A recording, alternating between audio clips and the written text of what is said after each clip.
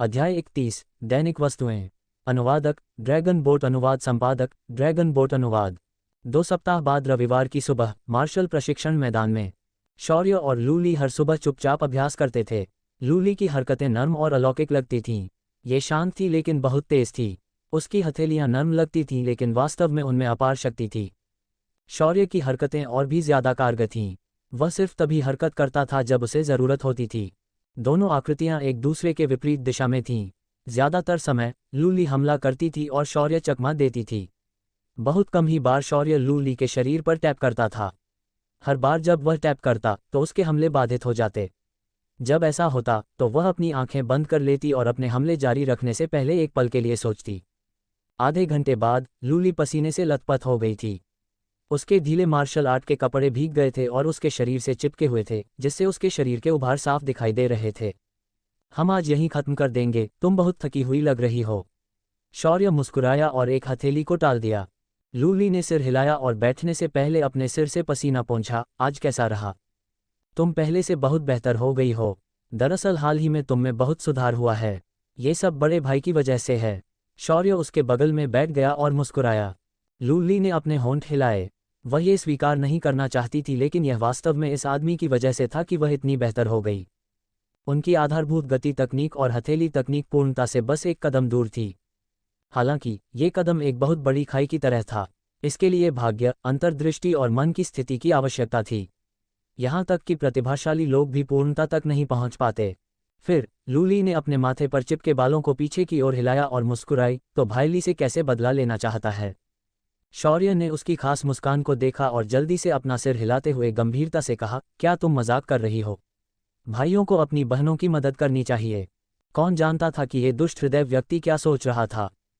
क्या होगा अगर वह अपने पिता से मिले और उनसे कहे कि वह उसे 18 पदों पर रखना चाहते हैं? ये बहुत अच्छा नहीं होगा। लूली ने उसकी ओर आंखें घुमाते हुए कहा, आप ग्रेजुएशन ट्रायल की तैयारी कैसे कर रहे हैं? लूली जानती थी कि अब वह शौर्य की पूरी ताकत का इस्तेमाल नहीं कर सकती। उसे भी नहीं पता था कि शौर्य कितना ताकतवर है। मैं ठीक हूँ, लेवल 8। शौर्य मुस्कुराया। लूली ने चौंक कर शौर्य को देखा। ऐसा लगता है कि तीसरे स्तर की साधना सीरम काफी शक्तिशाली है। उस स्थिति में भाई, तुम मेरे समान स्तर पर हो। तुम्हारी युद्ध शक्ति।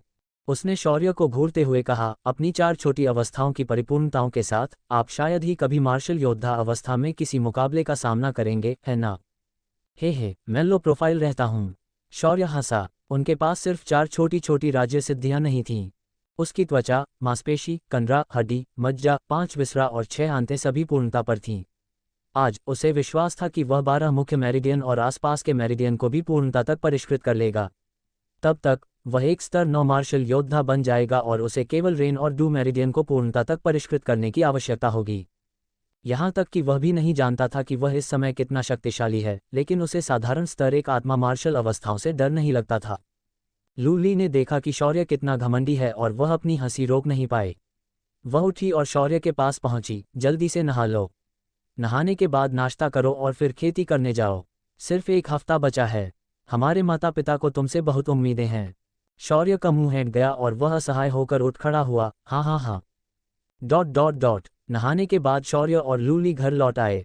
लू विन और फुशुया कंपनी में काम की वजह से जल्दी चले गए, इसलिए नाश्ता टेबल पर ही छोड़ दिया गया। दोनों ने जल्दी जल्दी अपना खाना खत्म किया। लूली ने पूछा, वैसे मैं आज एलिस के साथ खरीदारी करने जा रही हूँ। क्या तुम चाहती हो कि मैं कुछ खरीदूं? शौर्य चकित हो गया। खरीदें? एक साधना प्रेमी के रूप में वास्तव में उसके पास किसी चीज की कमी नहीं थी, है न? हालांकि उसके पास एक प्रेमिका नहीं थी जिसे खरीदा नहीं जा सकता था। रुको, इस युग में रोबोट गर्लफ्रेंड भी थीं। वे लगभग बिल्कुल असली इंसान की तरह होती हैं और पूरे दिन आपके साथ खेलती रहती हैं और आपसे न तो ईर्ष्या करती हैं और न ही आपसे नाराज होती हैं। उनकी बिक्री आश्चर्यजनक थी। लड़कियां रोबोट बॉयफ्रेंड भी खरीद सकती हैं। कहा जाता है कि इसके कारण विवाह दर में भारी गिरावट आए और जनसंख्या गंभीर रूप से वृद्धि हो गई। फिर महासंघ ने इस घटना पर अंकुश लगाने के लिए कानून बनाए। हालांकि रोबोट पार्टनर अभी भी बाजार में सबसे ज्यादा बिकने वाली दैनिक वस्तु थे। उद्धरण चिन्ह। तुम्हारा चेहरा बहुत भद्दा लग रहा है। लूली की आंखें ठंडी थीं। बिल्कुल नहीं, शौर्य ने शिकायत की। रोजमर्रा की वस्तुएं खरीदना कैसे अश्लील था। अंततः शौर्य ने अपना सिर हिलाया। कोई बात नहीं, मुझे कुछ नहीं चाहिए। यद्यपि वह इस अजीब वस्तु के बारे में जानने को उत्सुक था, लेकिन एक ट्रांसमिग्रेंट के रूप में यदि वह इसे खरीदता तो ये बहुत शर्मनाक होता। शौर्य ने इस आकर्षक विचार को त्याग दिया। लूली ने जाने से पहले शौर्य को अजीब नज़र से देखा। शौर्य ने अपना चेहरा छुआ। क्या पहले भी उसका चेहरा इतना अश्लील था? शौर्य ने अपना सिर हिलाया और फिर अपने बिस्तर पर वापस बैठ गया। उसने अपनी साधना शुरू करने से पहले 10 फीके लाल गोले निकाले। उसके मुंह में प्रवेश करते ही ये गोले प्रचंड ऊर्जा में बदल गए और उसके शरीर के 12 मुख्य मेरिडियन को परिष्कृत करना शुरू कर दिया। उन्होंने सबसे छोटे भागों को भी नहीं छोड़ा। 90% से अधिक मध्याह्न रेखाएं आकर्षक थीं और माणिक्य की तरह दिखती थीं। हर बार जब वह अपने दिमाग को साफ करता था तो उसके दिमाग में दर्द की लहरें उठती थीं। लेकिन शौर्य का चेहरा शांत था। उसने कोई प्रतिक्रिया नहीं की और साफ करता रहा। उसने बार बार गोले खाए। जब आसमान फिर से नारंगी हो गया तो शौर्य ने आखिरकार अपनी आंखें खोलीं। उन्होंने 12 मुख्य मध्याह्न रेखाओं का परिष्करण पूरा कर लिया था। उसने कुछ बेकार ची को बाहर निकाला और बाथरूम में चला गया, अपने शरीर के अंदर की अशुद्धियों को नहलाते हुए। फिर उसने अपनी मुट्ठी भींची और एक खुशी भरी मुस्कान दिखाए। उसकी शक्ति बहुत अधिक बढ़ गई थी। यदि वह रेन और डू मेरिडियन का परिशोधन पूरा कर लेता तो वह आसमान में उड़ जाता। शारीरिक परिष्कार सभी मार्शल आर्ट का आधार था। भविष्य की सभी स्थितियां शारीरिक परिष्कार की डिग्री से संबंधित होंगी। अपने पूर्णता परिष्कार के साथ वह मानव जाति का एक विलक्षण व्यक्ति बन जाएगा। सभी प्रकार की लड़कियां उसके पास आएंगी और वह शीर्ष पर पहुंच जाएगा। इस बारे में सोचना काफी रोमांचक था। हालांकि उसने केवल थोड़ी सी कल्पना की। मानव जाति में बहुत से लोग हैं, सभी प्रकार की विलक्षणताएं प्रकट हो सकती हैं। भले ही मानव जाति में कोई भी न हो, ब्रह्मांड में अन्य जातियां मौजूद थीं। विशाल ब्रह्मांड में मानव जाति एक सामान्य बुद्धिमान जाति थी। अध्याय 32। योजना सफल हुई। अनुवादक ड्रैगन बोट अनुवाद संपादक ड्रैगन बोट अनुवाद। बाथरूम से बाहर निकलकर शौर्य नीचे गया। उसने देखा कि लूली तरह तरह के बैग लेकर जा रही थी और एलिस उसके पीछे पीछे चल रही थी। वरिष्ठ सहपाठी। एलिस ने एक प्यारी सी मुस्कान के साथ शौर्य की ओर हाथ हिलाया। प्यारा सा जूनियर सहपाठी शेफ रिपोर्ट कर रहा है। क्या तुम्हें आश्चर्य पसंद आया? इस दौरान शौर्य हर रोज स्कूल के बाद लूली की क्लास में जाता था, इसलिए वह अक्सर एलिस को देखता था। धीरे धीरे दोनों एक दूसरे से ज्यादा परिचित हो गए। शौर्य ने पाया कि नीले बालों वाली यह युवा लड़की लूली के विपरीत बेहद मासूम थी। छोटी शेफ। शौर्य को उलझन महसूस हुई जब उसने एलिस को देखा। तुम आज यहाँ खाना बनाने आए हो? लूली ने कहा, माँ और पिताजी आज व्यस्त हैं, इसलिए वे वापस नहीं आएंगे। नौकरानी भी घर जा रही है। एलिस शहर के इस तरफ थी, इसलिए उसने कहा कि वह हमारे लिए खाना बनाने आएगी। शौर्य ने यह सुना और उसकी आंखें तुरंत चमक उठीं। उसने एलिस को कृतज्ञता भरी नज़र से देखा। उसने अभी अभी लूली के आतंक भरे खाने को चखा था। अगर आज घर पर सिर्फ वे दोनों होते तो वे जरूर बाहर से खाना मंगवाते। हालांकि एलिस उनके लिए खाना बनाने आई थी। वह वास्तव में ली की सबसे अच्छी दोस्त थी। उसे वास्तव में ली से लाभ हुआ था। हे, सीनियर सहपाठी बहुत मेहनत कर रहा है। वहाँ केवल साधारण क्रूर जानवर ही हैं, इसलिए हम केवल साधारण खाना ही खा सकते हैं, एलिस ने शर्मिंदगी के साथ कहा। नहीं, ये पहले से ही बहुत अच्छा है। शौर्य ने एलिस की ओर अपना अंगूठा उठाया। हम दोनों की तुलना में जो बिल्कुल भी खाना बनाना नहीं जानते, एलिस तुम एक उद्धारकर्ता की तरह हो। लूली ने अपने होंठ बंद कर लिए, लेकिन बहस नहीं की। वह जानती थी कि उसका खाना कितना भयानक था। एलिस ने अपनी कमर पर हाथ रखा और आत्मविश्वास भरी मुस्कान दिखाते हुए कहा, तो तुम बस इंतजार करो सीनियर सहपाठी, ये तुम्हें जरूर खुश कर देगा। फिर वह खरीदा हुआ खाना रसोई में ले जाने लगी। लूली उसके पीछे अंदर जाना चाहता था, लेकिन उसने सोचा और पीछे हट गया। पिछली बार शौर्य को खाना बनाकर देना सिर्फ उसका नाटक था। इस बार कोई बात नहीं। लूली को अंदर जाने का इरादा न करते देख शौर्य का तनावग्रस्त शरीर ढीला पड़ गया। बहुत डरावना। लूली ने खरीदी हुई चीजें खोलनी शुरू कर दीं। मार्शल आर्टिस्ट की त्वचा आमतौर पर बहुत अच्छी होती है, इसलिए लूली और एलिस ने लड़कियों द्वारा खरीदा जाने वाला मेकअप नहीं खरीदा।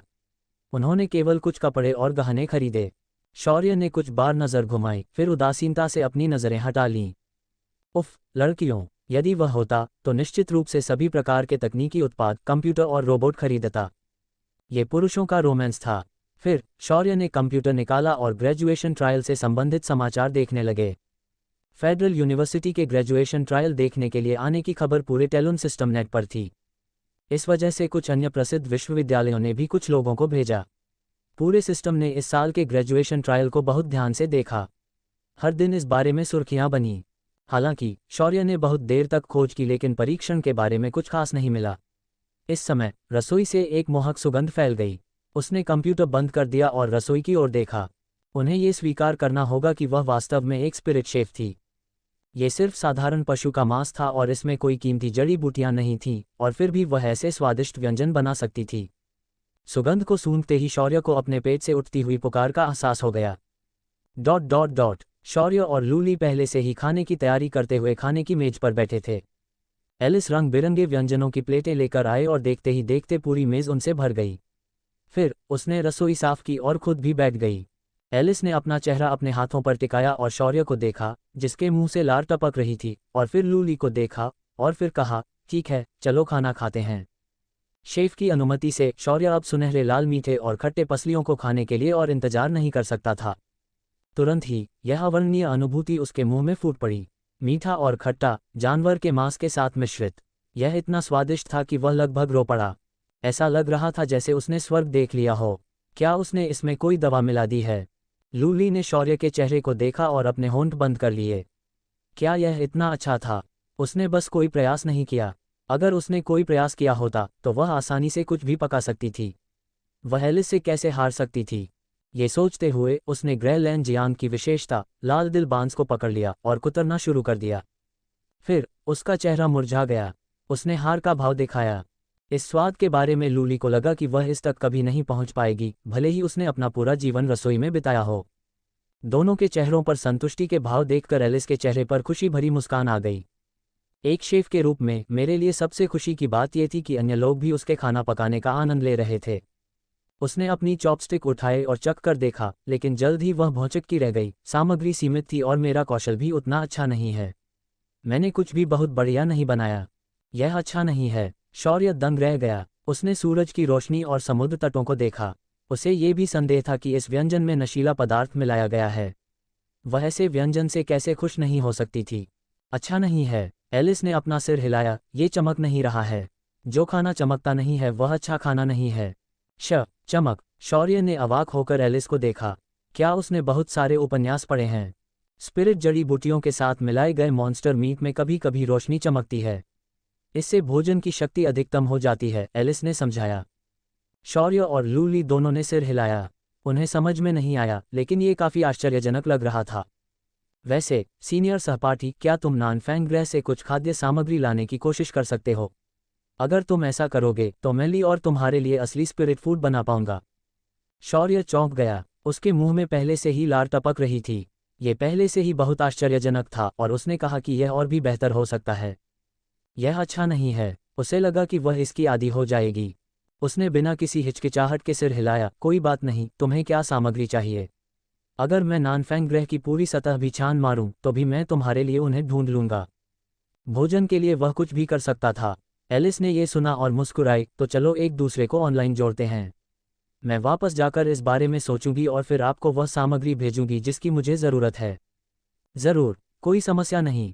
शौर्य मुस्कुराया और एलिस के साथ संपर्क का आदान प्रदान किया। एलिस ने शौर्य के संपर्क को देखा और अपने होंठ ऊपर उठाए। योजना सफल हुई। फिर उसने ऊपर देखा और कहा, वैसे अगर मुझे खेती के बारे में कोई सवाल हो तो क्या मैं आपसे पूछ सकती हूँ, वरिष्ठ सहपाठी? ओह ज़रूर। शौर्य ने सिर हिलाया। एलिस उनके लिए अच्छा खाना पका रही थी। जाहिर है शौर्य को कुछ खेती की समस्याओं में उसकी मदद करने में कोई आपत्ति नहीं होगी। बगल से उनकी बातचीत सुनकर लूली पूरी तरह से दंग रह गई। यह क्या था? अध्याय 33। निडर विचार।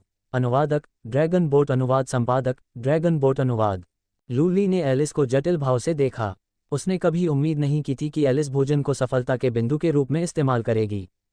बहुत भयानक। हालांकि वह शौर्य की बहन और एलिस की सबसे अच्छी दोस्त थी। भले ही वह नाराज महसूस करती हो, लेकिन उसके पास दोनों को एक दूसरे से संपर्क करने से रोकने का कोई कारण नहीं था। वह केवल दोनों के संपर्क विवरणों का आदान प्रदान करते हुए देख सकती थी। बहुत क्रोधित करने वाला। एलिस को वापस घर लाना एक गलती थी। लूली की आंखें चमक उठीं। ऐसा लग रहा था कि उसे एलिस को यह बताने का मौका ढूंढना था कि वह शौर्य के साथ खून के रिश्ते में नहीं है। ये बहुत अच्छा नहीं था। इस बीच शौर्य का दिमाग चटपटे खाना पकाने में व्यस्त था। वह लगभग लार टपकाने लगा था। तीनों ने जल्दी से खाना खत्म कर लिया। हर किसी के मन में अलग अलग विचार थे। एलिस ने मुस्कुराते हुए अलविदा कहा और घर की ओर चल पड़ी। शौर्य, तुम बर्तन धोते हो? लूली ने ऊपर जाने से पहले दांत पीसते हुए ये कहा। शौर्य, उसे ऐसा क्यों लगा कि वह अच्छे मूड में नहीं है? क्यों? शौर्य ने अपनी थोड़ी को छुआ लेकिन उसे समझ नहीं आया कि उसने ऐसा क्यों किया, इसलिए उसने हार मान ली। बर्तन धोने के बाद शौर्य अपने कमरे में वापस चला गया और पॉकेट हंटिंग आयाम में चला गया। शौर्य ने इस आयाम की रात कभी नहीं देखी थी। जब भी वह अंदर आता था तो सुबह होती थी। आयाम में वह अब तक सबसे ज्यादा 3 घंटे तक रुका था। इससे ज्यादा समय तक वह किसी शक्तिशाली जानवर द्वारा बलात्कार का शिकार हो सकता था। धप! शौर्य ने बिना किसी भाव के एक विशाल खरगोश को लात मारी, जो उसे देखते ही उस पर झपट पड़ा। मैं, शौर्य, अब एक निर्दयी खरगोश हत्यारा होने पर गर्व नहीं करूंगा। आज, इस क्षण, मैं अधिक शक्तिशाली राक्षसों पर हमला करूंगा। प्यारे छोटे खरगोश अब शौर्य को संतुष्ट नहीं कर सकते थे, यहाँ तक कि खरगोश के बिल भी नहीं। आखिरकार, एक खरगोश के बिल से एकत्र किए गए गोले केवल एक दिन की खेती के लिए पर्याप्त थे। लाल गोले के सबसे निचले स्तर का उसके लिए पहले से ही न्यूनतम प्रभाव था। इस समय, उसके मानसिक आयाम में कुछ 100 निम्न स्तर के लाल गोले जमा थे। वह उनका उपयोग भी नहीं करना चाहता था। अब अन्य राक्षसों का शिकार करने पर विचार करने का समय आ गया था। शौर्य ने हरे भेड़ियों और बख्तरबंद कुत्तों के बारे में सोचा। वह शायद उन दोनों को आजमा सकता था। जहां तक ज्यादा शक्तिशाली लाल शेरों की बात है, शौर्य अभी भी थोड़ा और जीना चाहता था। अपना लक्ष्य तय करने के बाद शौर्य घास के मैदानों में घूमने लगा। एक अनुभवी शिकारी के रूप में केवल खरगोशों को मारने के बावजूद उनमें अभी भी कुछ बुनियादी सतर्कता थी। उसने अपनी 5 इंद्रियों को पूरी ताकत से काम में लगा दिया और ठंडी आंखों से ऊंची घास को देखा।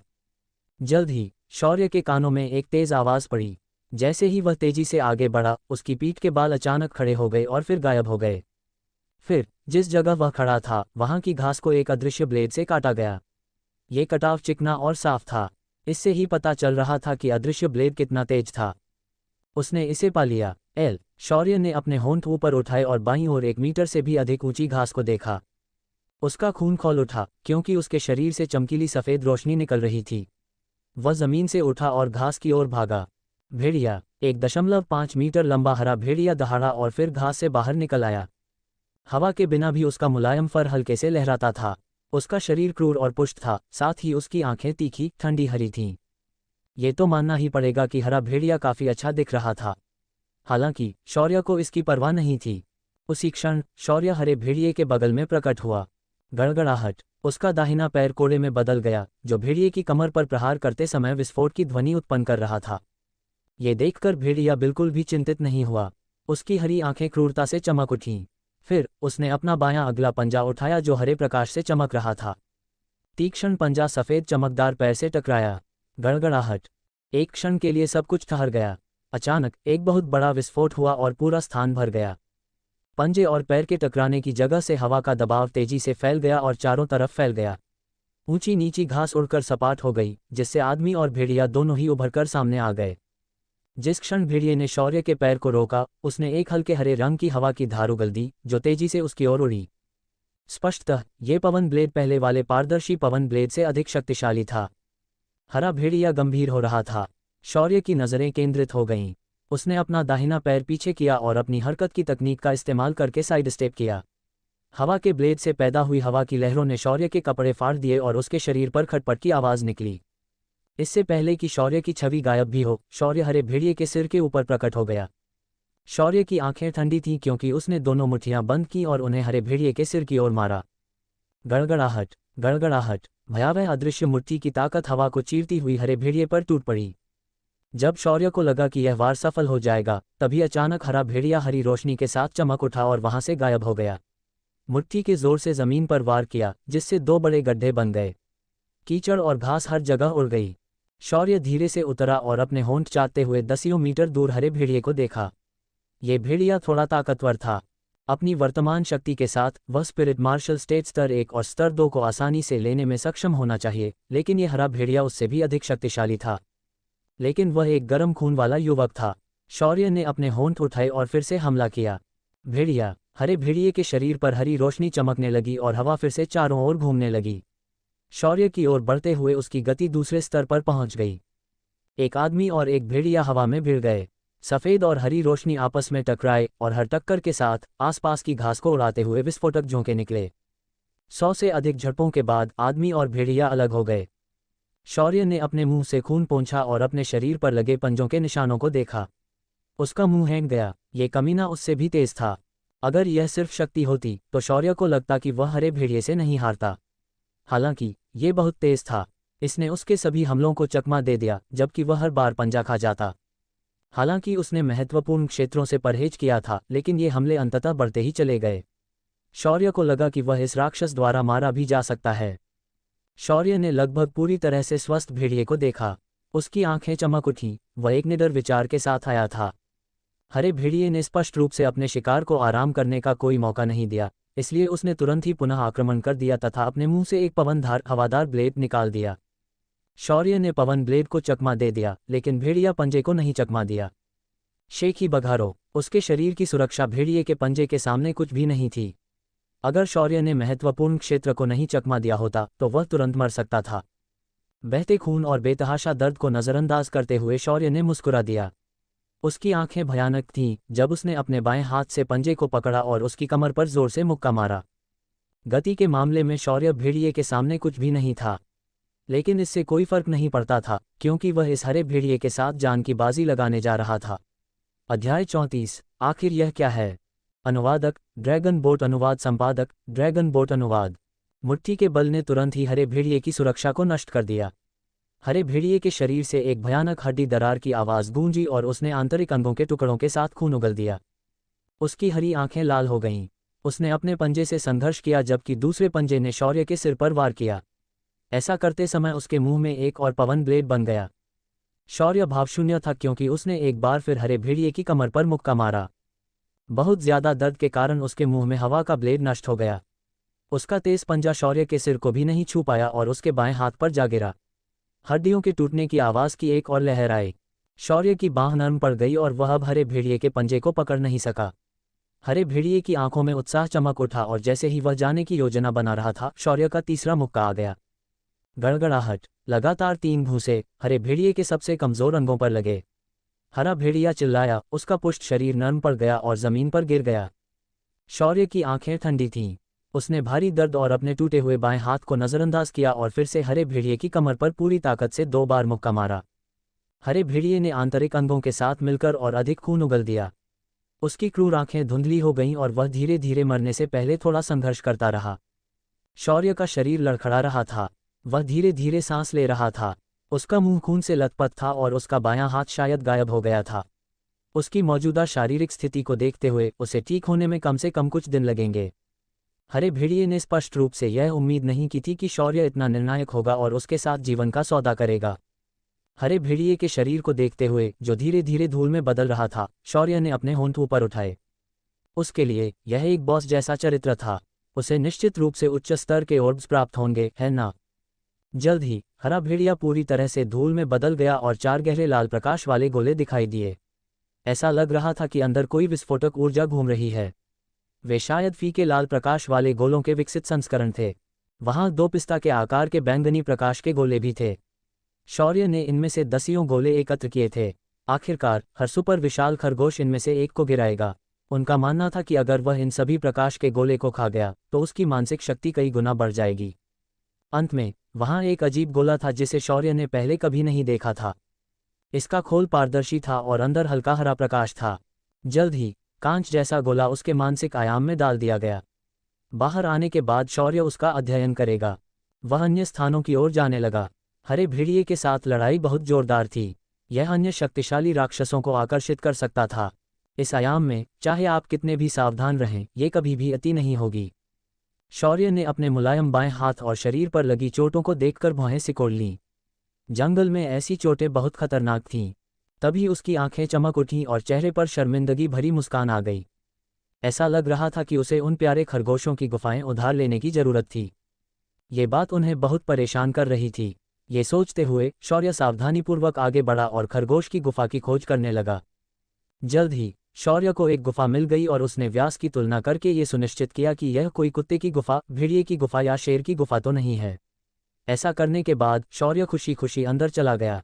अब शौर्य खरगोश की गुफाओं में ऐसे घुसा जैसे वे उसके अपने घर हों। अंदर के खरगोश सफ़ेद, गोल-मटोल और प्यारे थे और वे हल्के गोले गिराते थे। वह उनसे बहुत प्यार करता था। हालांकि जब से वह मजबूत हुआ है, खरगोश सिर्फ एक छोटे से हिस्से को मारने के बाद ही भागते हैं। जरूरत पड़ने पर वे अपना घर भी छोड़ देते थे। इस बारे में सोचते हुए शौर्य को एक सुपर विलेन जैसा महसूस हुआ। जल्द ही खरगोशों की भयंकर आवाजें और लड़ाई झगड़े की आवाजें आने लगीं। कुछ ही देर बाद खरगोश चिंतित होकर गुफा से बाहर निकल आए। शौर्य ने खुशी खुशी गुफा पर कब्जा कर लिया और आराम करने लगा। हालांकि यहाँ मरने वाला कोई भी जीव धूल में बदल जाएगा, अन्यथा शौर्य एक खरगोश को भूनकर खाना चाहेगा। इतना बड़ा खरगोश निश्चित रूप से स्वादिष्ट होगा। इस बारे में सोचते हुए शौर्य को एलिस के खाने का ख्याल आया। ये वाकई बहुत बढ़िया था। उसे वे सभी सामग्रियां एकत्र करनी होंगी जो एलिस उसे बताएगी। शौर्य ने अपना मन बना लिया। चूंकि शौर्य के आंतरिक अंग पूरी तरह से ठीक हो चुके थे, इसलिए उसकी चोटें जल्दी ठीक हो जाती थीं। उसके टूटे हुए हाथ के अलावा उसे कोई गंभीर चोट नहीं थी। वह सिर्फ एक दिन में ही ठीक हो गया। जब शौर्य उठकर फिर से मुसीबत में पड़ने की योजना बना रहा था तो उसे लगा कि उसकी आंखें धुंधली हो गई हैं। जब वे ठीक हुईं तो वह अपने कमरे में वापस आ गया था। शौर्य, क्या अंदर रहने की कोई समय सीमा थी? शौर्य रोना चाहता था। अगर उसे यह पता होता तो वह खरगोश की गुफा में एक बेवकूफ़ की तरह पूरा दिन कैसे रह सकता था। ये पहली बार था जब उसने खरगोशों से ज़्यादा ताकतवर जानवर को मारा था। चूहे की गिनती नहीं की गई। वहाँ पूरा दिन रहने के बाद उसे एहसास हुआ कि समय की एक सीमा होती है। लेकिन जल्द ही शौर्य मुस्कुराया। उसे वास्तव में बहुत लालची नहीं होना चाहिए। अगर वह बस एक और सफलता प्राप्त कर लेता तो वह आसानी से हरे भेड़ियों का शिकार कर सकता था। शौर्य को जल्द ही इसकी परवाह नहीं रही और उसका चेहरा खुशी से भर गया। उसने अपनी आंखें बंद की और अपने मस्तिष्क के अंदर के छोटे आयाम को देखा। जैसे जैसे उसकी साधना का स्तर बढ़ता गया, उसके साथ साथ अंतरिक्ष भी बढ़ता गया। आयाम के अंदर कुछ 100 छोटे फीके लाल गोले थे, 100 से अधिक बड़े लाल गोले, दसियों छोटे बैंगनी गोले, 3 हल्के लाल गोले, साथ ही एक अजीब कांच जैसा गोला था। शौर्य ने कांच का गोला निकाला और उसका अध्ययन करना शुरू कर दिया। चारों ओर हरी हवा बह रही थी। शौर्य को अपने हाथ पर हवा के झोंके भी महसूस हो रहे थे। ऐसा लग रहा था जैसे उसने हवा को थाम रखा हो। आखिर यह क्या था? लेकिन जल्द ही शौर्य ने इसकी परवाह नहीं की और अन्य गोले की तरह कांच के गोले को भी खा लिया। ये तुरंत ऊर्जा के झोंके में पिघल गया, जिसने हरी हवा को उसके शरीर में पहुंचा दिया। अध्याय 35। आज से ही खुश युवा बनो। अनुवादक ड्रैगन बोट, अनुवाद संपादक ड्रैगन बोट, अनुवाद। अन्य गोलाकार वस्तुओं की ऊर्जा से अलग, ऊर्जा का ये झोंका धीरे धीरे उसके पूरे शरीर में फैल गया, जैसे स्याही की एक बूंद साफ पानी में गिर रही हो। हल्की हवा धीरे धीरे शौर्य के पूरे शरीर में फैल गई। शौर्य के दिमाग में अचानक तरह तरह के विचार और आवेग कौंधने लगे। ऐसा लग रहा था कि शौर्य ने कुछ समझ लिया है, लेकिन वह उसे समझा नहीं पा रहा था। उसने अचानक अपनी आंखें खोलीं और एक हल्का बैंगनी रंग का गोला निकाला। उसने जल्दी से उसे खा लिया और फिर से अपनी आंखें बंद कर लीं। इस बार उसका मस्तिष्क साफ था और अचानक आए विचारों और आवेगों को शौर्य ने अवशोषित कर लिया। उसका मन मानो हवा का झोंका बन गया था जो हवा में विलीन हो गया था। उसने हवा की अदृश्य प्रकृति को महसूस किया। अंधेरे कमरे में शौर्य बिस्तर पर बैठा था और उसके शरीर की सतह पर हल्की हरी रोशनी बह रही थी। अगर कोई ध्यान से देखे तो उसे चारों ओर हल्की हवा बहती हुई दिखाई देगी। हर घंटे वह एक हल्का बैंगनी रंग का गोला निकालता और उसे खाकर अपनी आंखें बंद कर लेता। ऐसा करने के 3 घंटे बाद शौर्य ने फिर से अपनी आंखें खोलीं। उसका चेहरा शांत था और उसकी पुतलियों के नीचे हरे रंग की रोशनी चमकती दिखाई दे रही थी। कुछ मिनटों के बाद उसका मुंह हैंग गया। ऐसा लग रहा था कि वह अपने हाव भाव पर नियंत्रण नहीं रख पा रहा था। शांत चेहरा बनाए रखना बहुत कठिन था। वह सचमुच इसे रोक नहीं सका। अच्छा, ऐसा लग रहा था कि उसे कुछ अद्भुत चीज मिल गई है ना? शौर्य ने अपना दाहिना हाथ आगे बढ़ाया। फिर, इससे पहले कि वह कुछ कर पाता, एक हल्की सांस उसकी उंगलियों से गुजरी। हवा मानो उसके जीवन का एक हिस्सा बन गई थी। हवा को नियंत्रित करने की यह क्षमता मानो उसके लिए स्वाभाविक हो गई थी। एक विचार के साथ हवा बढ़ गई। हालांकि उन्होंने बहुत कम सीखा था और इसलिए उनकी हवा को नियंत्रित करने की क्षमता बहुत मजबूत नहीं थी। शौर्य ने डेस्क पर रखे कंप्यूटर की ओर हाथ से इशारा किया। विन ने कंप्यूटर के चारों ओर चक्कर लगाया और फिर धीरे से उसे उठाकर अपने पास ले आया। शौर्य ने कंप्यूटर पकड़ा और मेज को पकड़ लिया। धातु की मेज थोड़ी हिली, फिर वहीं टिक गई। क्या ये ईश्वरीय कला थी? नांगोंग जिंग की देव कला में रुचि के कारण शौर्य ने इस पर कुछ शोध किया था, इसलिए उसे देव कलाओं की कुछ समझ थी। तत्व नियंत्रण, यह एक ईश्वरीय कला थी, है ना? तो इसका मतलब है कि आज से मैं एक खुशहाल युवा बन जाऊंगा। हवा के साथ भागो। शौर्य उत्साह से अपनी नई हवा को नियंत्रित करने की क्षमता के साथ खेल रहा था। आधे घंटे के बाद वह आखिरकार रुक गया। ये खेती का समय था। उसी क्षण उसने मन बना लिया कि वह कल कुछ और हरे भेड़ियों को मार देगा। इस तरह उसकी देव कला और भी मजबूत हो जाएगी। तब तक वह भी खुश हो जाएगा। खेती खेती अपनी उत्तेजना को नियंत्रित करते हुए शौर्य ने हरे भेड़िए द्वारा गिराए गए लाल प्रकाश वाले गोले को निकाला और तुरंत उसे खा लिया। अति विशाल खरगोशों द्वारा गिराए गए विशाल लाल प्रकाश के गोले की तुलना में हरे भेड़िए के प्रकाश में स्पष्ट रूप से अधिक प्रबल ऊर्जा निहित थी। जैसे ही प्रकाश का गोला उसके मुंह में गया, वह ऊर्जा के एक विशाल प्रवाह में बदल गया जो उसके शरीर से होकर बह निकला। ये हिंसक रूप से उसके रेन और डू मेरिडियन में घुस गया। उसके शरीर का सारा खून उबल रहा था और ऐसा लग रहा था कि यह सब इस ऊर्जा द्वारा खींचा गया था। शौर्य की त्वचा लाल हो गई और पसीना बहकर नीचे की ओर बहने लगा। इस ऊर्जा के प्रभाव से स्थूल शिरोबिंदु शुद्ध हो गए, वे चौड़े और सख्त हो गए। शौर्य का चेहरा उदास हो गया। हर परिशोधन इतना दर्दनाक क्यों था? शायद ऊर्जा की मात्रा बहुत ज्यादा थी। शौर्य को लगा जैसे उसे ऊपर तक भर दिया गया हो। यह उसके लिए बहुत असहज एहसास था। जैसे जैसे शरीर का सुधार होता गया, शौर्य का चेहरा धीरे धीरे सामान्य हो गया। ऐसा नहीं था कि उसे अब भी दर्द नहीं हो रहा था, बल्कि वह दर्द के प्रति सुन्न हो गया था। 1 घंटे बाद शौर्य ने अपनी आंखें खोलीं और भौहें सिकोड़ लीं। एक हरे रंग के वुल्फ ऑर्ब ने केवल 5% शोधन पूरा किया। यदि वह विशाल खरगोश के गोले का उपयोग करता तो कौन जानता कि कितने खरगोश लगेंगे। उसने समय देखा, अभी रात के 2 बजे थे। रात का मौसम अभी शुरू ही हुआ था। खेती जारी रखें। शौर्य ने अपनी साधना जारी रखने से पहले एक और हरा भेड़िया गोला निकाला। एक के बाद एक शौर्य की शक्ति लगातार बढ़ती गई। जब सुबह के 6 बज रहे थे, शौर्य ने अपने मन में छोटे आयाम को देखा। उसने सभी हरे भेड़िए के गोले इस्तेमाल कर लिए थे। आखिरकार केवल 4 ही बचे थे। अब जाकर वह रुका। खेती मुझे खुशी देती है, खेती न कर पाना असहनीय है।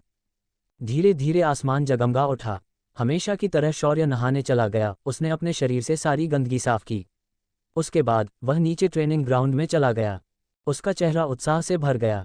उसने अभी अभी हवा को नियंत्रित करने वाली एक कला सीखी थी। वह इसे आजमाने के लिए इंतजार नहीं कर सकता था। शौर्य के शरीर की सतह पर हवा की धारियां दिखाई देने लगीं। फिर शौर्य ने अपने पैरों से जमीन पर दस्तक दी और फिर वहां से गायब हो गया। जब वह फिर से दिखाई दिया तो वह 100 मीटर दूर था। ये सचमुच हवा जैसी गति थी।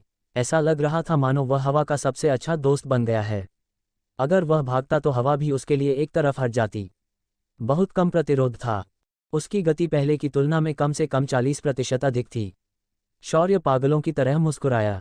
मैं, शौर्य, युवाओं का पीछा करने वाली हवा, बहुत तेज हूं। फिर शौर्य की आकृति प्रशिक्षण मैदान से गायब होने और फिर से प्रकट होने लगी।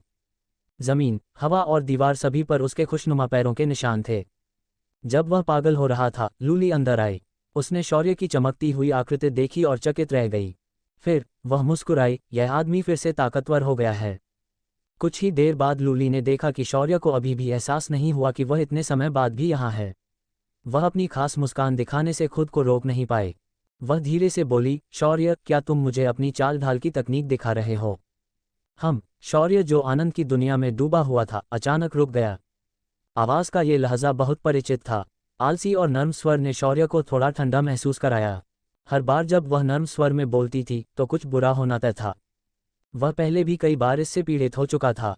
उसने लूली की ओर देखा और फिर जल्दी से समझाया, मेरी बहन ली बहुत ही जीवंत और प्यारी है। एक भाई के रूप में मैंने इसे अपने दिल में बहुत पहले से ही अंकित कर रखा है, तो मैं इसे कैसे नहीं देख सकता था। क्या ऐसा है? लूली ने एक गहरी सांस छोड़ी जिससे शौर्य उलझन में पड़ गया। फिर उसने अपनी जेब से फ़ोन निकाला और एक बटन दबाया। शौर्य की आवाज़ फ़ोन से निकली, मेरी बहन ली बहुत ही जीवंत और प्यारी है। एक भाई के तौर पर मैंने इसे अपने दिल में लंबे समय से अंकित कर रखा है, तो मैं इसे कैसे नहीं देख सकता। शौर्य, ये सुनकर उसका शरीर ठंडा पड़ गया और वह अविश्वास से लूली की ओर देखने लगा। लूली को लगा कि यह पर्याप्त नहीं है, इसलिए उसने इसे 3 बार और खेला। शौर्य, जिसके रोंगटे खड़े हो रहे थे, निराशा में चिल्लाया, रुको। वह मरना चाहता था। अध्याय 36, क्या मैं आपके साथ मुकाबला करूं? अनुवादक, ड्रैगन बोट अनुवाद संपादक, ड्रैगन बोट अनुवाद। लूली ने शौर्य को देखा, जो शर्म से लगभग जमीन पर गिर पड़ा था, और मुस्कुराया। भाई, ली इस रिकॉर्डिंग को सुरक्षित रखेगा। तुम्हें क्या लगता है अगर मैं इसे पिताजी को सौंप दूं तो उनकी क्या प्रतिक्रिया होगी? शौर्य का मुंह हैंग गया। अगर पिताजी ने सचमुच ये सुना तो शायद वे अस्पताल में पहुंच जाएंगे। लूली, तुम बहुत दुष्ट हो। शौर्य ने कड़वाहट से अपना मुंह खोला और वह फ़ोन छीनने की स्थिति में आ गया। अपनी गति के कारण उसे ऐसा करने का अवसर अवश्य मिलेगा। जब लूजी इसके लिए तैयारी कर रहा था, लूली ने मुस्कुराते हुए फ़ोन अपनी छाती के बीच रख लिया। फिर उसने अपनी पतली उंगलियों से फ़ोन को दबाया। फोन धीरे धीरे उसकी छाती में धंस गया। शौर्य, ये सही नहीं लगा। क्या ये चौथे आयाम की छाती की खद थी? वह इसे वहां से कैसे प्राप्त कर सकता था? लूली ने उदास शौर्य को देखा और उसकी मुस्कान और गहरी हो गई। आखिरकार, भय इतना मजबूत है। यही एकमात्र चीज है जो ली कर सकती है। फिर उसने अपनी छाती और भौं ऊपर उठाए। अगर तुम इसे लेना चाहते हो तो ली विरोध नहीं करेगी। शौर्य का मुंह हैंग गया। वे असली भाई बहन नहीं थे। अगर वे थे भी तो भी उसकी छाती के बीच खजाने की खोज करना बहुत ज्यादा था। जो भी हो, इसे अभी अस्पताल भेजा जा रहा है। इसके लिए मुझे अपनी स्नातक परीक्षा समाप्त होने तक इंतजार करना होगा, है ना? कोई चिंता नहीं, मेरे पास अभी भी कुछ दिन हैं। लूली मुस्कुराया। चिंता मत करो भाई। सामान्य परिस्थितियों में ली इसे पिताजी को नहीं देगा। सामान्य परिस्थितियां? शौर्य ने लूली को उसी नज़र से देखा जैसे वह आमतौर पर दुश्मनों को देखता है। उसका दिल पूरी तरह काला था। वह क्या करने की योजना बना रही थी? उसे धमकाओ। वह एक आदमी था। वह धमकियों के आगे झुकने वाला नहीं था। उन्होंने भावशून्यता से कहा, तो फिर असामान्य परिस्थिति का उदाहरण क्या है? शौर्य ने अपनी उंगली से अपने होंठों को थपथपाया और मुस्कुराने से पहले एक पल के लिए सोचा। मुझे अभी तक नहीं पता, इसलिए भाई आपको अभी अस्पताल भेजे जाने की चिंता करने की ज़रूरत नहीं है। क्या ये थोड़ा रोमांचक नहीं है? यह कोई छोटी सी बात नहीं है। मैं बहुत उत्साहित हूँ। शौर्य ने कठोर चेहरा बनाए रखने की कोशिश करते हुए कहा, ऐसा मत सोचो कि मैं तुम्हारे बुरे कामों के लिए तुम्हें माफ़ कर दूंगा। लूली ने ये सुना और जानबूझकर अपनी छाती को ऊपर उठाते हुए शौर्य को दयनीय दृष्टि से देखते हुए कहा, ली किसी भी समय भाई को इसे वापस लेने देने को तैयार है।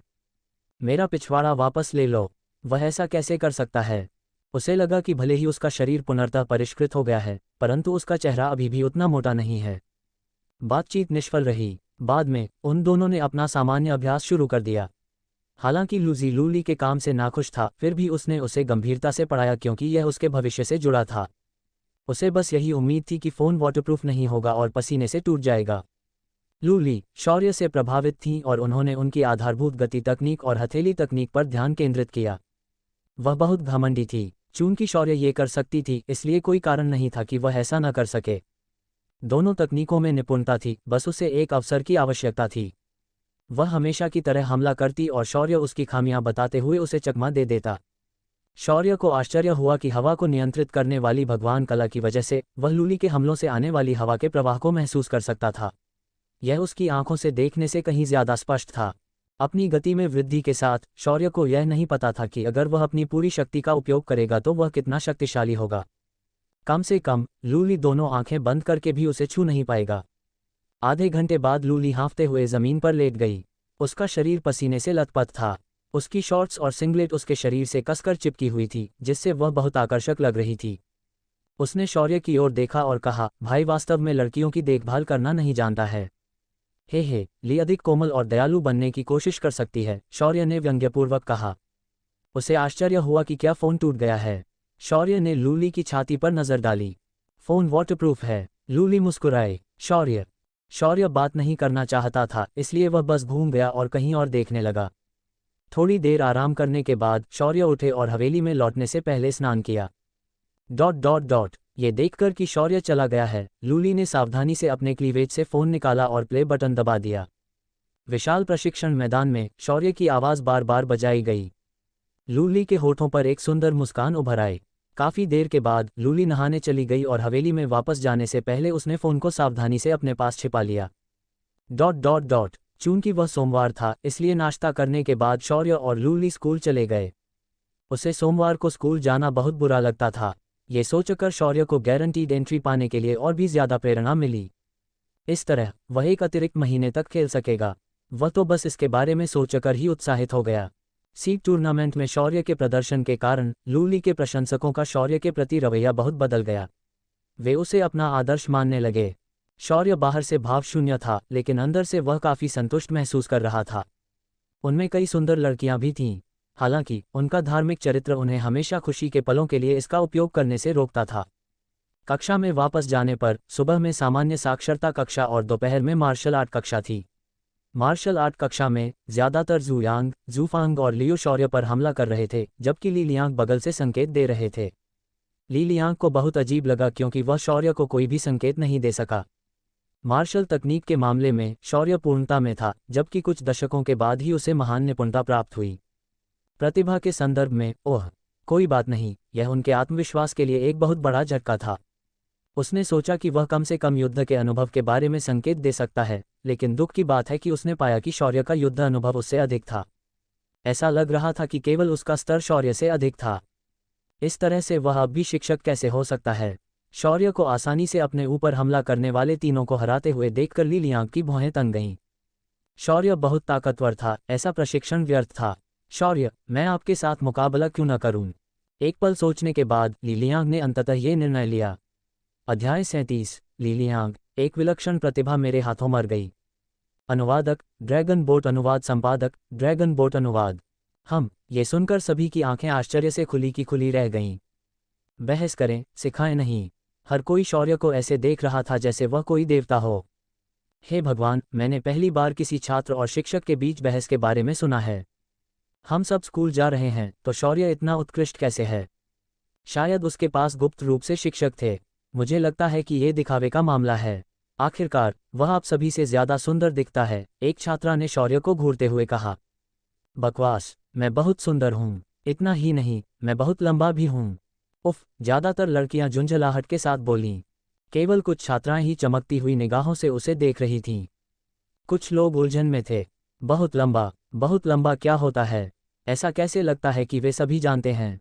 अगर वह पूछेगी तो क्या वह बेवकूफ़ लगेगी? शौर्य ने ली लियांग की ओर देखा। सच कहूं तो ली लियांग एक महान शिक्षक थे। चाहे वह पुरस्कार के लिए ही क्यों ना हो, वह हमेशा अपने छात्रों के प्रति जिम्मेदारी से पेश आते थे। यद्यपि इसे झगड़ा कहना और पढ़ाना नहीं कहना शिक्षक के लिए अच्छा नहीं था, फिर भी उन्होंने इस मुद्दे को उठाया।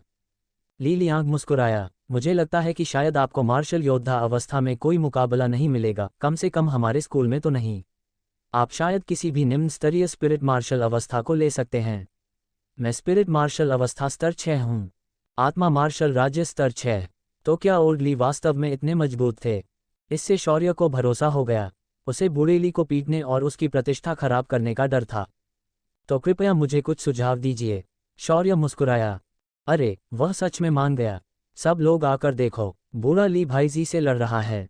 सचमुच, भाईजी ओल्ड ली से लड़ रहा है। सभी लोग आ गए। यह मैच देखने में मज़ेदार होगा। कुछ लोग तो पहले से ही अपने कैमरे निकालकर इसे ऑनलाइन पोस्ट करने की तैयारी में थे।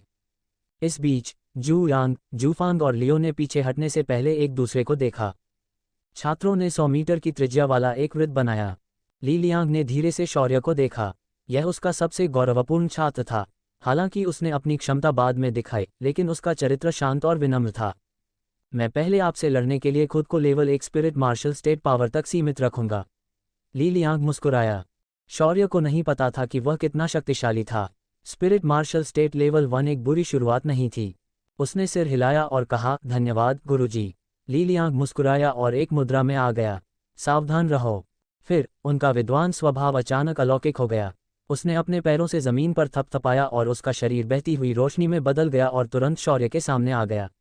उसकी हथेली शौर्य की छाती की ओर दब गई। शौर्य मुस्कुराया। ये गति उसके लिए बहुत धीमी थी, लेकिन उसने चकमा देने का विकल्प नहीं चुना। इसके बजाय उसने अपनी दाहिनी मुट्ठी पकड़ी और सफ़ेद रोशनी छोड़ते हुए वार किया। उन्होंने सीधे टकराव का विकल्प चुना। ली लियांग की आंखें आश्चर्य से चमक उठीं।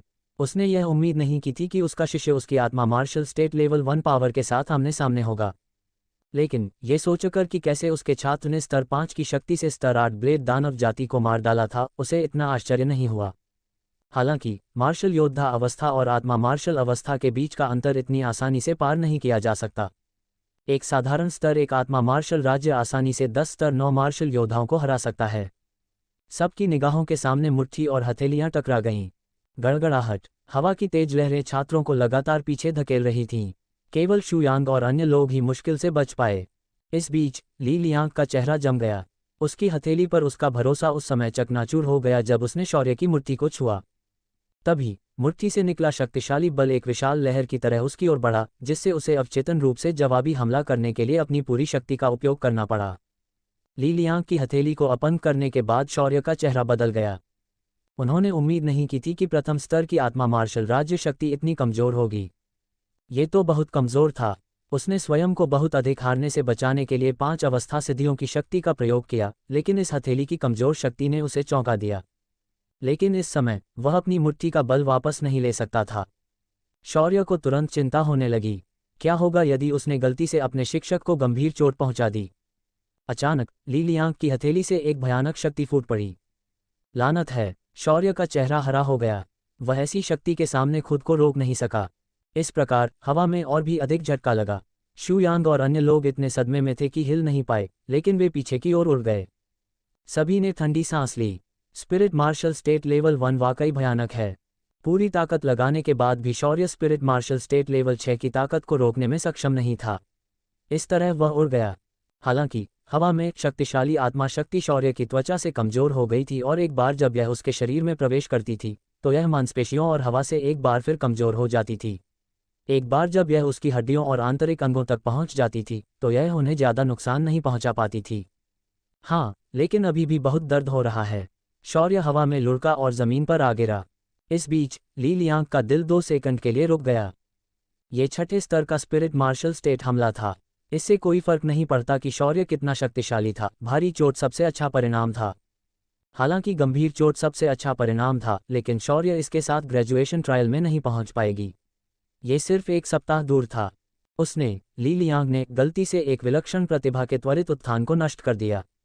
शायद यह विलक्षण प्रतिभा पहले ही मर चुकी थी। ली लियांग बहुत चिंतित था। ये चिंता 3 सेकंड तक चली जब तक उसने शौर्य को शांति से जमीन पर उतरते नहीं देखा।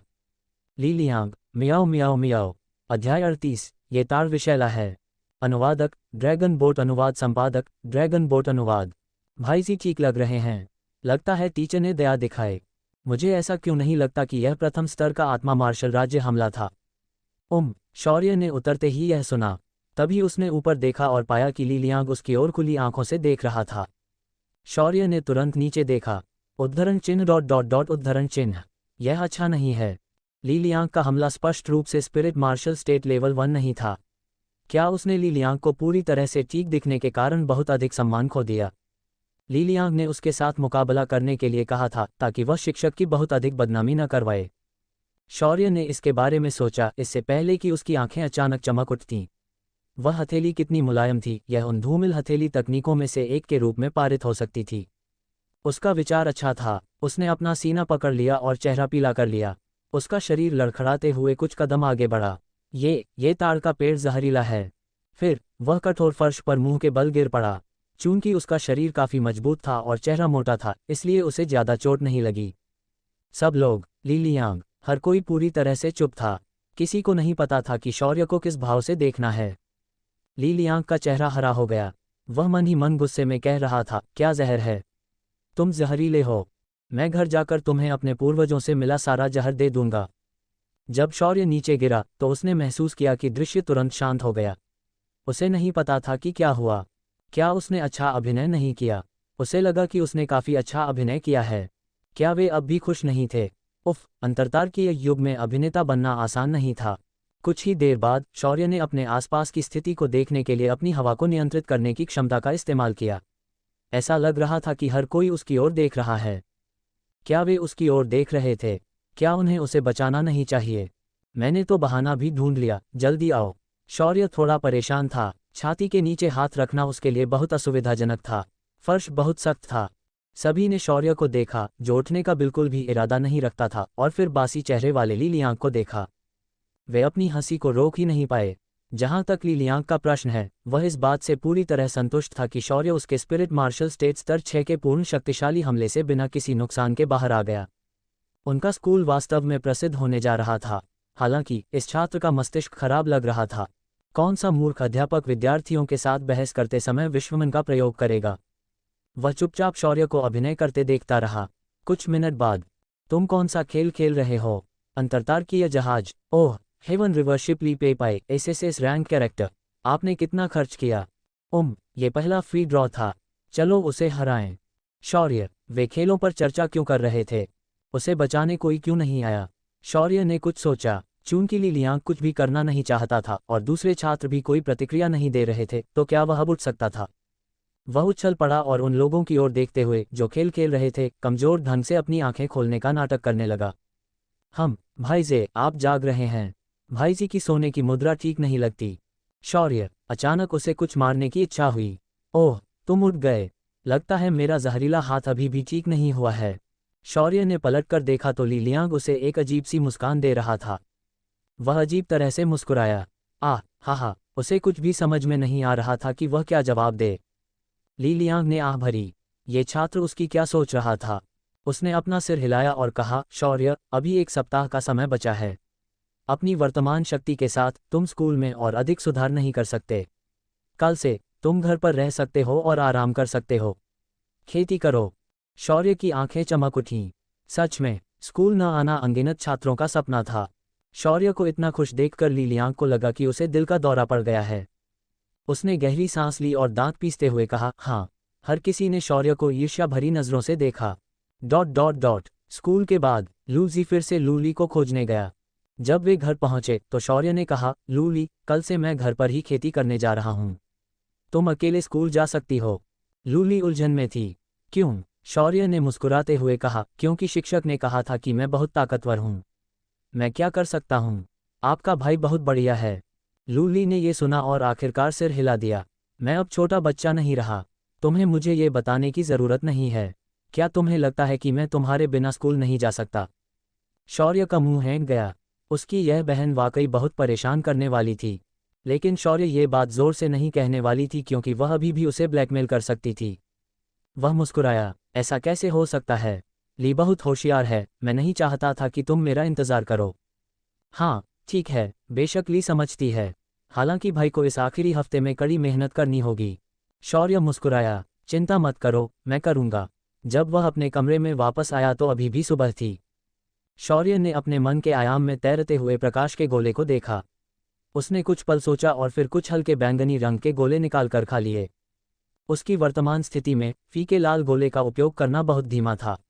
वह अपनी मानसिक शक्ति को बढ़ा सकता है और रात में पॉकेट हंटिंग आयाम में जाकर कुछ हरे भेड़ियों को मार सकता है। जैसे ही एक हल्का बैंगनी गोला उसके गले में उतरा, शौर्य का दिमाग साफ हो गया। उसने जो कुछ भी सीखा था उसे पचाना शुरू कर दिया, जिसमें मार्शल तकनीक, युद्ध का अनुभव और हवा को नियंत्रित करने वाली भगवान की कला शामिल थी। उसी समय शौर्य ने नांगोंग जिंग के साथ हुई लड़ाई के बारे में सोचा। पावर गॉड आर्ट्स और एलिमेंटल गॉड आर्ट्स अलग अलग थे।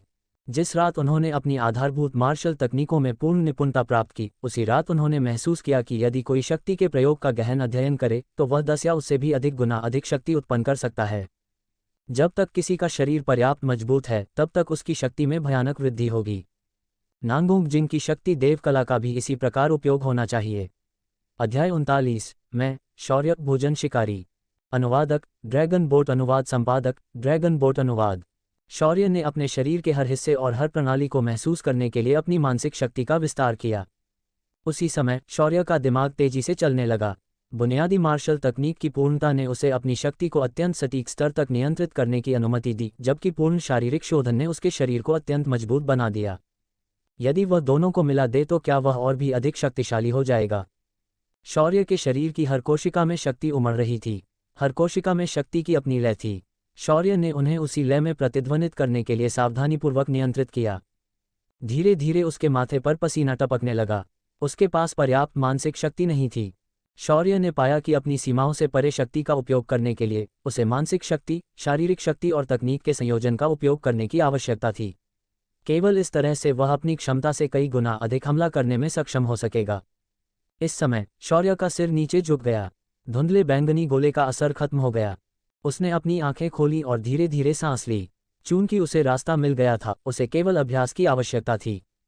और चाहे वह शारीरिक सुधार हो, मार्शल तकनीक हो या मानसिक शक्ति हो, वह उस स्थिति तक पहुंच सकता था जिसकी उसे आवश्यकता थी। उसके लिए ये केवल समय की बात थी कि वह शक्ति देव कला में महारत हासिल करे।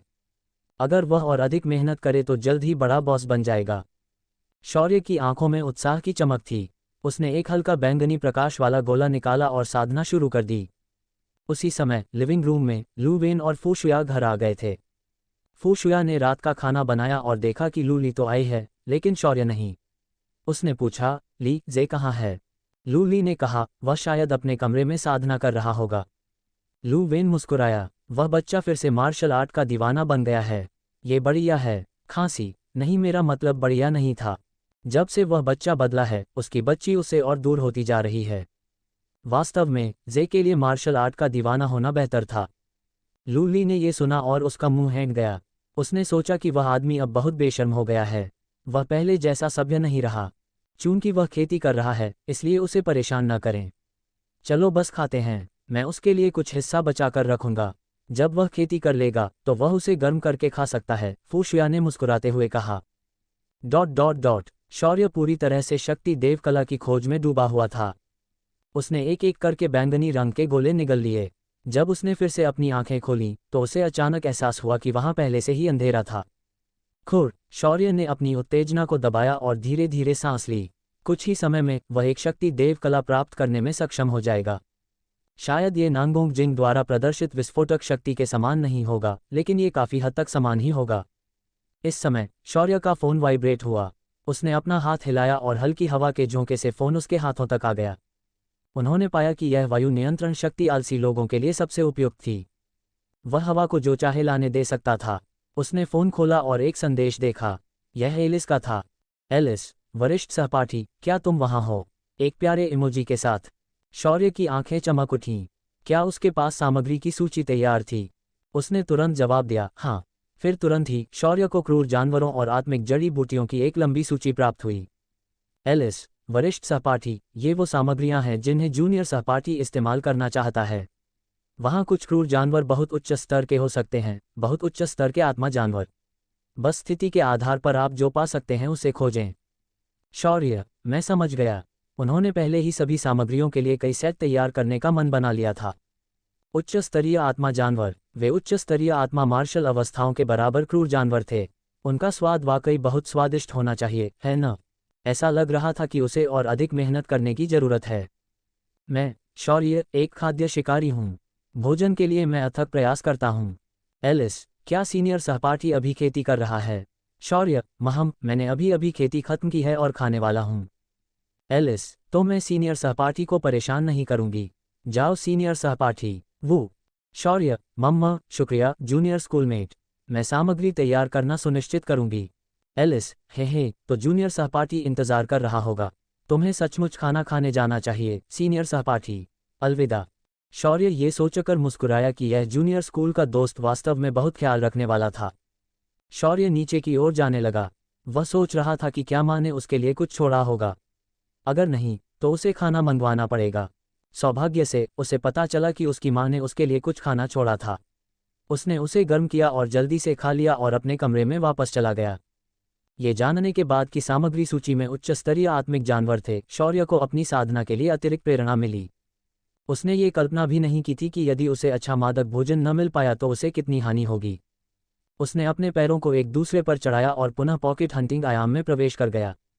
शायद इसलिए कि वह अधिक शक्तिशाली हो गया था, वह हरे भेड़ियों का शीघ्रता से सामना करना पसंद करता था। उसने अपनी आंखें बंद कर लीं और हल्की हवा का झोंका उसके पास से गुजरा। कुछ 100 मीटर के दायरे में फैली जानकारी उसके दिमाग में उभर आई। हाँ, उसे कुछ बहुत बड़े खरगोश मिले और उनमें से एक जैकहैमर में बदल गया। हालांकि शौर्य की खरगोशों में रुचि खत्म हो चुकी थी। उसने उन्हें जाने देने और अन्य शिकार की ओर अपनी सामंजस्यपूर्ण दृष्टि भेजने की योजना बनाई। शौर्य ने हवा के साथ साथ आसपास के माहौल को भी महसूस किया। उसने पाया कि ऐसी ईश्वरीय कला असीम नहीं थी। देव कलाओं के इस्तेमाल से उसकी सहनशक्ति और मानसिक शक्ति खत्म हो जाएगी। चूंकि शौर्य अभी तक आत्मा मार्शल अवस्था में नहीं था, इसलिए उसे नहीं पता था कि इससे उसकी आत्मा शक्ति खत्म हो जाएगी या नहीं। शौर्य आराम से इधर उधर घूमता रहा और आधे घंटे बाद उसे बड़ी संख्या में खरगोश और काले कुत्तों का झुंड मिला। उसे कुछ हरे भेड़िए भी मिले, लेकिन वे 3-3 के समूह में ही रहे। शौर्य को विश्वास नहीं था कि वह एक साथ 3 का सामना कर सकेगा। आधे घंटे और चलने के बाद शौर्य की आंखें चमक उठीं। उसकी नज़र बाईं ओर 100 मीटर दूर 2 मीटर ऊंचे घास के टुकड़े पर टिकी थी। एक अकेला हरा भेड़िया। हरे भेड़िए ने स्पष्ट रूप से उसे देख लिया था क्योंकि वह धीरे धीरे घास से बाहर निकल रहा था। ये भेड़िया कल वाले से थोड़ा बड़ा था। आमतौर पर एक ही प्रजाति का जानवर जितना बड़ा होता था, वह उतना ही शक्तिशाली होता था। अगर यह कल की बात होती तो शौर्य शायद इसका मुकाबला नहीं कर पाती। लेकिन अब स्थिति बिल्कुल अलग थी। शौर्य की आंखें ठंडी हो गईं और वह युद्ध मोड में आ गया। अध्याय 40। अब मैं तुम लोगों से अलग हूं। जैसे ही आदमी और भेड़िया एक दूसरे को देखने लगे, माहौल तनावपूर्ण हो गया। कुछ ही देर बाद शौर्य की आंखें चमक उठीं और उसके शरीर के चारों ओर सफ़ेद रोशनी फैल गई। उसी समय हवा के झोंके उसके शरीर के चारों ओर घूमने लगे। चीख! हवा में हल्की चटकने की आवाज़ आई और शौर्य तुरंत भेड़िए के बाईं ओर प्रकट हो गया। गड़गड़ाहट। उसने अपनी दाहिनी मुट्ठी से मुक्का मारा जिससे उसके चारों ओर हवा घूमने लगी। शौर्य के पूरे जोरदार भूसे ने हवा को चीर दिया। पूरी दुनिया में गड़गड़ाहट की आवाज़ गूंजी और भेड़िए की कमर पर वार हुआ। आओ! इस अत्यधिक खतरे ने भेड़िए के रोए खड़े कर दिए। उसने एक भयंकर दहाड़ लगाई और उसके पूरे शरीर पर हरी रोशनी चमक उठी। वह अपनी जगह से गायब हो गया। गड़गड़ाहट। शौर्य का मुक्का चूक गया। भयानक मुक्के के बल से जमीन में 12 मीटर का गड्ढा बन गया। यहाँ तक कि निम्न स्तर की आत्मा मार्शल अवस्थाएं भी ऐसी विनाशकारी शक्ति को देखकर आश्चर्यचकित हो जाएंगी। पकड़ लिया, शौर्य ने हल्के से मुस्कुराकर कहा। हरे भेड़िए वायु तत्व के स्वामी थे। वे बहुत तेज थे। कल उस भेड़िए ने अपनी गति से शौर्य को लगभग परेशान कर दिया था।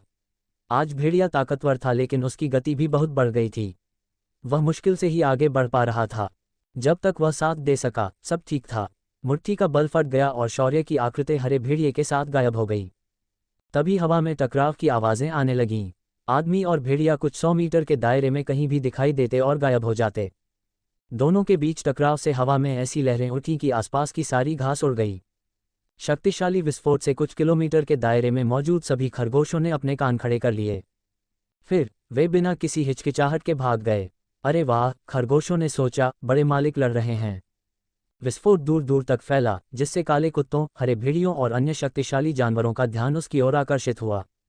हालांकि उन्हें इसकी परवाह नहीं थी। आखिरकार अलग अलग जानवर अलग अलग चीज़ों का शिकार करना पसंद करते हैं। लड़ाइयाँ तो बहुत ही सामान्य बात थीं। जब तक लड़ाई का उन पर कोई असर नहीं होता वे अपनी मर्जी से लड़ सकते थे। दर्जनों बार भिड़ंत के बाद आदमी और भेड़िया प्रतिक्रिया का फायदा उठाकर उड़ गए और एक दूसरे से अलग होकर जमीन पर आ गिरे। शौर्य ने हाँफते हरे भेड़िए को देखा और हल्का सा मुस्कुराया। एक दिन में ही वह हरे भेड़िए से सीधे लड़ने में सक्षम हो गया।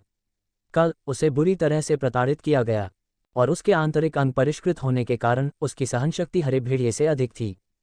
हालांकि अब वे बराबरी पर थे लेकिन अगर चीजें इसी तरह चलती रहीं तो भेड़िया शौर्य का मुकाबला नहीं कर पाएगा। शौर्य की आंखें ठंडी थीं। उसने भेड़िए को आराम करने का मौका नहीं दिया और एक बार फिर आगे की ओर बढ़ गया। आओ! भेड़िया भी दहाड़ता हुआ आगे बढ़ा। शौर्य का चेहरा शांत था। चूंकि भेड़िए से उसे कोई खतरा नहीं था इसलिए उसने अपनी नई तकनीक का अभ्यास शुरू करने का फैसला किया। यद्यपि उसने शक्ति देव कला में महारत हासिल नहीं की थी फिर भी वह अपनी शक्ति को थोड़ा बढ़ा सकता था। उसकी मानसिक शक्ति उसके पूरे शरीर को ढकने लगी। फिर उसका मन, शरीर और तकनीक एक साथ मिल गए। शौर्य की आंखों में सफ़ेद रोशनी चमक उठी। उसने अपनी मुट्ठी भींच ली और मुक्का मारा। गड़गड़ाहट। मुट्ठी एक विशाल ड्रैगन की तरह दहाड़ने लगी। मुट्ठी से सफ़ेद रोशनी फूट पड़ी। बल बाहर निकला और जहां भी वह गुजरा घास और मिट्टी उड़ गई। भयानक मुट्ठी बल ने धरती पर एक लंबा निशान बनाया और हरे भेड़िए की ओर बढ़ गया। हरे भेड़िए की आंखें सिकुड़ गईं क्योंकि वह पीछे हटने की कोशिश कर रहा था। हालांकि भयानक शक्ति ने उसे घेर लिया था। वह केवल अपनी सहज प्रवृत्ति के आधार पर ही जवाबी हमला कर सकता था। उसके शरीर से हरी रोशनी फूट पड़ी। उसने अपना विशाल मुंह खोला और आसपास की सारी हवा उसमें समा गई। उसके मुंह में एक अत्यंत सघन और परिष्कृत हरी ऊर्जा की गेंद दिखाई दी। गेंद के अंदर तेज हवा चलती हुई देखी जा सकती थी। यहाँ तक कि हवा घरघराने जैसी आवाज़ भी निकाल रही थी। हरे भेड़िए की आंखें क्रूर दिख रही थीं जब वह ऊर्जा गेंद को थूक रहा था। पारदर्शी मुट्ठी बल ऊर्जा गेंद के साथ टकराया। गड़गड़ाहट, गड़गड़ाहट। उसी क्षण हरे रंग का प्रकाश फूट पड़ा और पूरे स्थान पर छा गया। तभी एक ऐसा विस्फोट हुआ जो कानों को बहरा कर देने वाला था। चारों तरफ एक शक्तिशाली दबाव फैल गया। हरी रोशनी के शांत होने के बाद कोई देख सकता था कि परिदृश्य तबाह हो चुका था। 30 मीटर गहरी खाई बन गई थी। हवा के दबाव और बची हुई ऊर्जा के कारण आसपास की सारी घास नष्ट हो गई थी। यहाँ तक कि धरती को भी गहराई से जोता गया।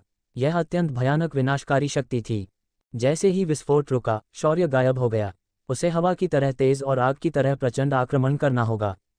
उनके विचार में वे मूर्ख लोग जो उपन्यासों के मुख्य पात्रों को विकट परिस्थितियों में धकेल देते हैं और बातचीत करना तथा शांत रहने का नाटक करना बंद कर देते हैं, वे बिल्कुल मूर्ख हैं।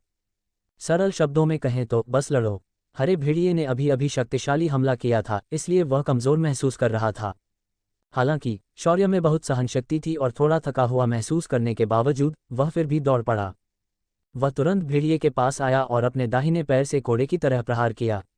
इससे पहले कि भेड़िया बच पाता उसका पैर उसकी कमर पर जा लगा। धप! हरे भेड़िए के शरीर में शक्ति भर गई। उसका विशाल शरीर हवा में उछला और हड्डियां टूटने की आवाज़ आई। उसके मुंह से अंदरूनी अंगों से मिला हुआ खून बाहर निकलकर आसमान में फैल गया। दूरी पर उतरने से पहले इसके शरीर ने आकाश में एक विशाल चाप बनाया। हालांकि शौर्य वहां रुकने वाला नहीं था। उसने जमीन पर दस्तक दी और वहां से गायब हो गया। जब वह दोबारा दिखाई दिया तो वह हरे भेड़िए के ठीक नीचे था। पंच, मुट्ठी के बल ने हवा के तत्व के साथ मिलकर भेड़िए के शरीर पर प्रहार किया। हालांकि वह हवा को नियंत्रित कर सकता था, लेकिन घूमती हवा को शांत करने के लिए उसे कुछ प्रयास करने होंगे। जहां तक भयावह प्रथम शक्ति का प्रश्न है, उसने उसके शरीर के अंदरूनी हिस्सों को बुरी तरह से क्षतिग्रस्त कर दिया। आओ! धप! भेड़िया चिल्लाया। मुट्ठी के बल के कारण वह दसियों मीटर ऊपर उड़ा और फिर जमीन पर गिरकर एक गड्ढा खोद दिया। शौर्य ने मरे हुए भेड़िए को देखा और धीरे धीरे सांस ली। लगातार बिजली के झोंकों के बाद उसे थकान महसूस हुई। जैसे जैसे हरा भेड़िया धीरे धीरे धूल में बदलता गया, 6 लाल गोले दिखाई दिए। इसके अलावा 2 बैंगनी गोले और एक वायु तत्व का गोला भी था। शौर्य ने खुशी से उन्हें उठा लिया। अब से मैं खरगोश शिकारी नहीं बल्कि हरा भेड़िया शिकारी हूं। अंततः वह खाद्य श्रृंखला में सबसे निचले पायदान पर नहीं था। पिछले महीने में उसकी मौत किस तरह हुई, इस बारे में सोचते हुए उसकी आंखें भर आईं। वह हरे भेड़ियों के पवन ब्लेडों द्वारा आसानी से मारा गया, बड़े कुत्तों द्वारा काट कर मार दिया गया, बाघों की आग से जला दिया गया तथा विशाल सुनहरे चील के पंजों द्वारा मार दिया गया। सबसे बुरी बात यह थी कि जब वह खरगोश के बिल से बाहर आया तो उसके ऊपर का आसमान काला हो गया और फिर कुछ भी नहीं बचा। जब वह उठा तो उसका शरीर कुचला हुआ महसूस हुआ। संभवतः किसी राहगीर ने उसके ऊपर पैर रख दिया था, लेकिन अब वे दर्दनाक यादें खत्म हो गई हैं। वह आज से एक नए भविष्य का स्वागत करेंगे। अब वह अंततः अपना सिर उठा सकता था और खरगोशों को कृपालु दृष्टि से देख सकता था। मैं अब वैसा नहीं रहा जैसा तुम हो।